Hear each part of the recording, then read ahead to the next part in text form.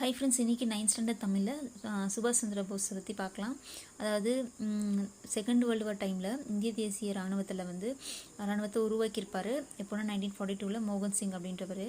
அப்போ Malaya, Burma போன்ற நாடுகளில் பிழைப்புக்கோசர போன இந்தியர்கள் எல்லாம் வச்சு இந்த இராணுவத்தை உருவாக்கியிருப்பார். அப்போ இதில் சுபாஷ் சந்திர போஸோட பங்கு பார்த்தோன்னா, சுபாஷ் Chandra Bose second world war டைமில் இங்கிருந்து ஆப்கானிய வேடம் அணிஞ்சு ஜெர்மனிக்கு போய் அதுக்கப்புறம் அங்கே அவங்க ஹெல்ப் தரல, அதனால் சிங்கப்பூர் போயிருப்பார். சிங்கப்பூரில் போய் ஒரு தனி கவர்மெண்ட்டை உருவாக்கியிருப்பார். அப்போ 1943 ஜூலை 9 அப்படி போயிட்டுருப்பார். அப்புறம் டெல்லி செலோ அப்படின்ற ஒரு கோட்டை முக்கியமாக சொல்லியிருப்பார்.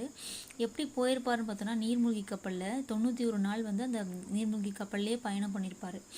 ஏன்னா ஜெர்மனிலேருந்து சிங்கப்பூருக்கு போயிட்டுருக்கும்போது. அப்புறம் பார்த்தோன்னா, சுபாஷ் சந்திர போஸ் சொன்ன கூற்றை பசும்பொன் முத்துராமலிங்க தேவர் சொல்லியிருப்பார்.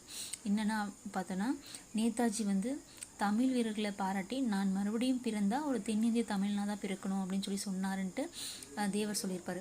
தென் பார்த்தோன்னா, தில்லான் அப்படின்ற ஒரு இராணுவ படை தலைவராக இருந்தவர் என்ன சொல்லியிருப்பாருன்னா, இந்திய தேசிய இராணுவத்தின் இதயமும் ஆத்மாவும் தமிழர்கள் தான் அப்படின்னு சொல்லியிருப்பார்.